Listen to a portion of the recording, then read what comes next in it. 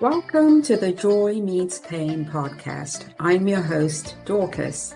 As a psychotherapist who has worked with children, couples, individuals, and families for decades, I cannot tell you how many times I've heard people say, my family is the worst, or I'm too embarrassed to talk about my family, or no family is like mine. Well, guess what, listeners? All families have ishness, foolishness, happiness, shadiness, loneliness, forgiveness, hopefulness, goodness, and the list goes on. If you come from a family and are trying to navigate your family relationships, then welcome. Please keep in mind, I am not providing therapy or medical advice. And here's a heads up. Once in a while, I will curse. So if you're looking for a clean, no foul language kind of show, this is not it.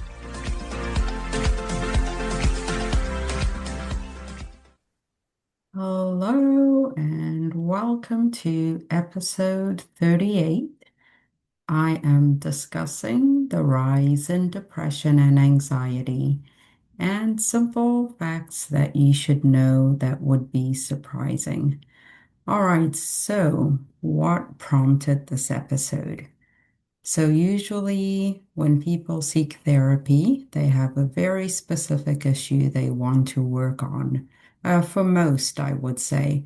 Sometimes it's a parent-child conflict or divorce, a bad breakup, trauma, grief and loss, or more commonly, depression and anxiety. Lately, however, I have noticed that some people began to inquire about what outcome they would like to see in therapy, what they should be working on. So they would ask questions like, can I expect as far as, where I need to be, when therapy is over? And one of the things that I always tell people is usually when you are able to maintain continuity from the past, the present, and into the future, that is a good sign, right? Because most of us can be cut off from the past, or we may live in the past, which usually indicates depression, right? We replay trauma from the past or anything that has happened that holds us back, right? I feel inadequate, I'm not enough, I'm not worthy. And some of us are very much preoccupied with the future. What could go wrong? All these what ifs, should be, should I, and so on and so on, right? And so when we're stuck in either of those worlds, it is very difficult to be present. Right. And so, yes, if you are trying to figure out, okay, so what should I be focusing on in terms of my healing, my progress, my growth and therapy, it's this ability to hold on to the past, to process the past without it re-traumatizing you, right? To be able to be present, to take in the present, and also to look forward to the future, right? So I think what I also noticed recently is that um, with the state of the world being what it is, quite a few people are going through an existential crisis, right? What do I value? What's important now? How do I find meaning and purpose in this unpredictable time? And how can I give to others when I have barely enough to give to myself? Others are doing the complete opposite, where they become preoccupied with others and have nothing left to give to themselves, right? So, but yes, I think the societal regression that we are currently experiencing is definitely taking a toll and it's showing up in many ways. And so, as I was trying to organize this episode and thinking, what should I talk about? What would be like a key theme topic? Um, I happened to stumble upon one of my favorite authors, Johann Hari. And in my notifications, he was talking about his book from 2018 called Lost Connections: Why You're So Depressed and How to Find Hope. And this gave me the perfect outline for this episode, right? His book talks a lot about depression and anxiety. And there's so many facts in there that, I would encourage you to read it in your own time. But I thought it was just well organized and a great summary of how I could touch on everything I was thinking all at once. So it is all in his text if you want to read it. I will also just talk briefly about Vivek Murthy, Dr. Vivek Murthy, who was the former U.S. Surgeon General. And he also published a book called Together, which also touches on loneliness and its impact and how it shows up in medical illness. All right, so going back to Johann Hari's book. He outlines 9 causes of depression and anxiety. I will touch on 7 of them. The remaining, 2, 8, and 9 are pretty much the role of genes and brain changes. That would take up a lot of time, which I'm not going to go through today. So I'm going to touch on the 7 that he mentions in the book. And so, one of the first causes outlined for depression and anxiety is disconnection from meaningful work. He talks about author Michael Marmot, okay, professor of epidemiology at the University College in London. And his work focused on recognizing just how destructive some work environments can be. This is something I have also mentioned in previous episodes. This is also something I see many people seeking therapy for, overwhelmed, depressed, struggling to cope with work environments that are taking a toll on them. But Dr. Marmot said it really well, and I will quote, enduring work that is soul destroying, right? If you are working in a work environment, um, and it is soul destroying, right, then this is going to contribute to your depression and your anxiety. And unfortunately, I could not agree more because this is something I do see pretty often. People are in work environments where they are not acknowledged. They don't feel like they have a voice. They are controlled, micromanaged, right? And it takes a physical and mental toll. You do see the psychosomatic symptoms developing from work-related stress. Right. So another factor contributing to depression, anxiety is disconnection from other people. Right. So social neuroscientist John Cacioppo from the University of Chicago also discovered in his extensive research that loneliness actually leads to depression and anxiety. Right. And this is something that I have also shared in numerous episodes where I talk about the destruction of technology and social media, where I see families that are not connecting because everyone is on a gadget, on a phone, Communication is difficult, and we do see that people are now becoming addicted to their phones as well, unable to sleep or rest, checking notifications, and so on and so on. So, this has resulted in us being disconnected from each other, right? Another factor contributing to depression and anxiety is disconnection from meaningful values.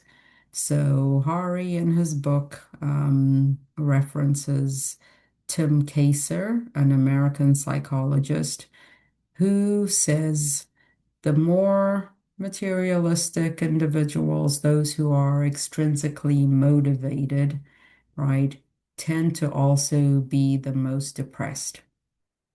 Again, not surprising, right?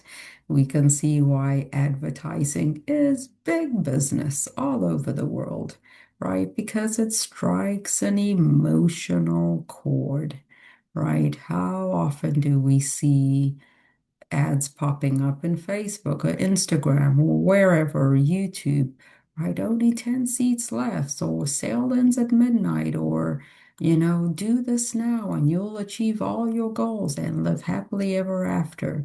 And so those of us who feel like we're missing something are drawn to those types of ads. And we invest, we purchase, we, are constantly finding things to make us feel inadequate. And hey, this is your solution. Take this pill. Why don't you try this? So it's never ending, right? And so Johann says that we are not just suffering from the absence of something. You need this, you need that, so it means something is missing, but also from the presence of something, right? From the presence of meaningless values, right? We ourselves are not clear on what we value. And so it's very easy for us to get caught up in the ads that are telling us we are not enough, or we need this, or we need to look a certain way, right? All right, so moving on to other factors, childhood trauma. If you listen to my episode 37, it was about adverse childhood experiences. Dr. Vincent Felitti, very well known for his work in studying childhood trauma, right? And so this, again, was very much linked to higher risks for depression. So the greater the childhood trauma, the greater the risk for depression, anxiety, or suicide, right? This is known as the dose response effect, right? And so Dr. Folletti said it really well. There's a house fire inside many of us, and we've been concentrating on the smoke. I do see that this is one of the challenges of mental health treatment, is because unfortunately, for many of us, we are guided by the DSM, the Diagnostic and Statistical Manual for Mental Health. And we use it as if it is the only tool to determine a person's functioning. And so, unfortunately, we can pay attention to the smoke and we completely miss the house fire that is happening within the individual, right? And with Dr. Folletti's work, he did discover that so many of patients he worked with who had lost significant weight, they would regain the weight back. And after digging deeper, discovered that maintaining the weight was a way to protect themselves from trauma. Many of them had experienced sexual abuse. And so, gaining weight was a way to not bring attention to themselves as far as men making passes and so on, being ignored, right? So again, we want to be able to recognize, is there a house fire happening inside the individual? Because it's very easy to miss that. All right, so cause number six is disconnection from status and respect. All right, so respect is a huge one, and I will say this primarily for people of color, especially Black people in America. You can watch and listen to a lot of what they say, and you will realize that when they feel disrespected, this definitely triggers intense emotional reactions, right? But the status and respect being referred to in this text is talking beyond just people of color, but it's more societies where there is inequality, there are then more prevalent forms of mental illness, right? And those who have the power at the top, the status, right, are also worrying about the threats to their status, right? What do I need to do to stay in power, to keep this power, maintain this power? Who do I need to oppress, suppress, right, in order to be able to do that? So status and respect and disconnection from that, known to contribute to depression and anxiety. And Richard Wilkinson with Dr. Let me not get them mixed up, but uh, he co-authored a book called The Spirit Level. And in that, they talk about when the status gap is wide, it creates a sense of defeat in people, and especially in those who know they cannot escape from it, right? So this is an excellent way to keep marginalized communities as is because they feel powerless, worthless, valueless, right? It's easy to understand then why black on black crime happens because, well, what do I have to lose, right? I'm already at the bottom. So what is it going to make? How much of a difference is it going to make, right?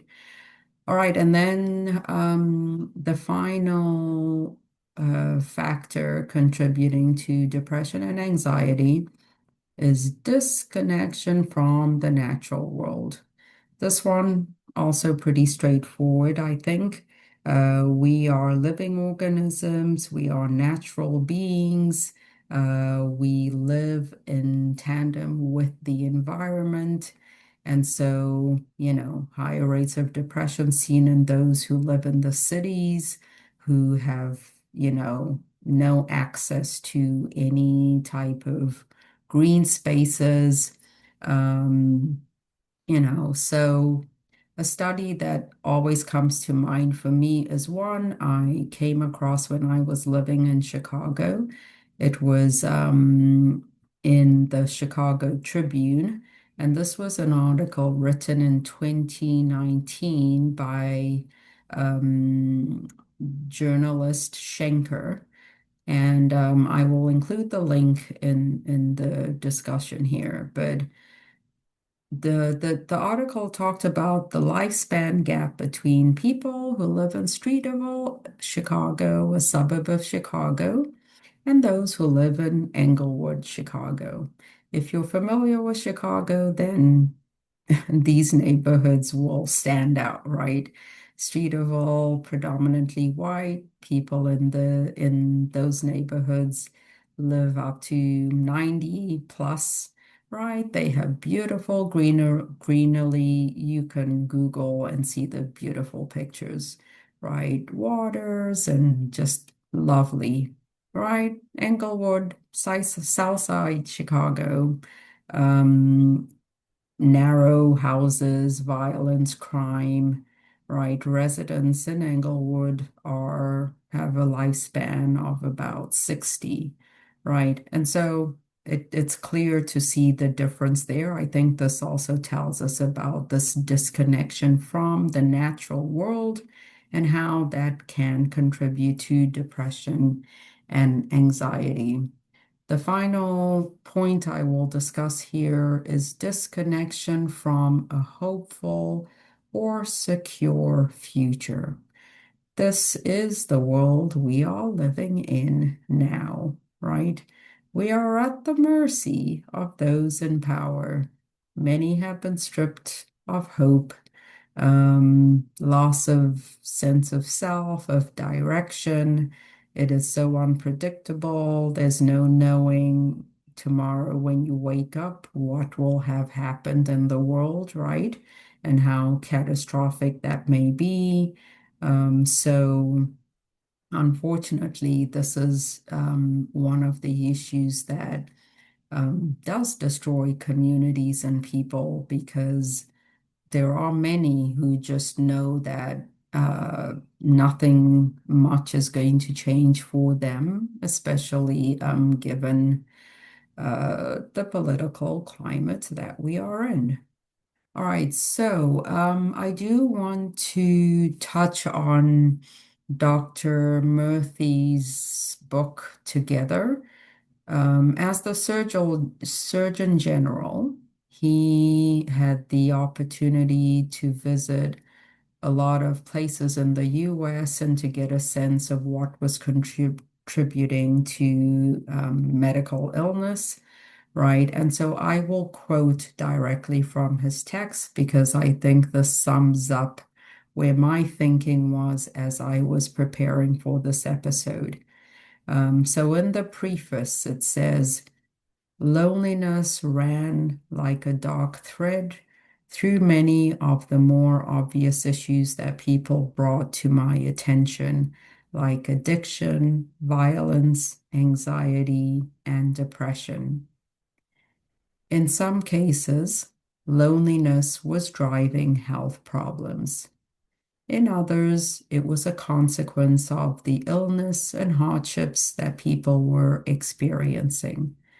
It wasn't always easy to tease out cause and effect, but clearly there was something about our disconnection from one another that was making people's lives worse than they had to be, right? So creating a connected life begins with the decisions we make in our day-to-day lives.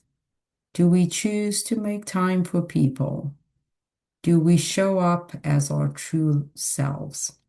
And to that question, I will add, can we show up as our true selves, right? Because again, it may have something to do with power, work environments, color, and so on, right? Do we seek out others with kindness, recognizing the power of service, that and how that brings us together, right? So being of service, especially in our communities, and how that brings us together. Doing this requires courage, the courage to be vulnerable, to take a chance on others, to believe in ourselves. But as we build connected lives, we make it possible to build a connected world. So as I come to a close, I want to ask, how are you staying connected in these unpredictable times? How are you staying connected in these unpredictable times? And as Johann Hari said, remember that loneliness goes beyond being alone. Eliminating loneliness is about sharing something that is meaningful to you and someone else. Please continue to spread connection through shared meaning. Thank you for listening, and I look forward to seeing you and talking to you in the next episode. I hope this episode added something meaningful to your day or to your life. If you have a family-related story, whether joyful or painful, that you would like to share, please send an email to info@joymeetspain.com or on Instagram at joymeetspainpodcast. Thank you for tuning in and for allowing me to spend this part of your day with you. Please rate and review the podcast wherever you listen to the show.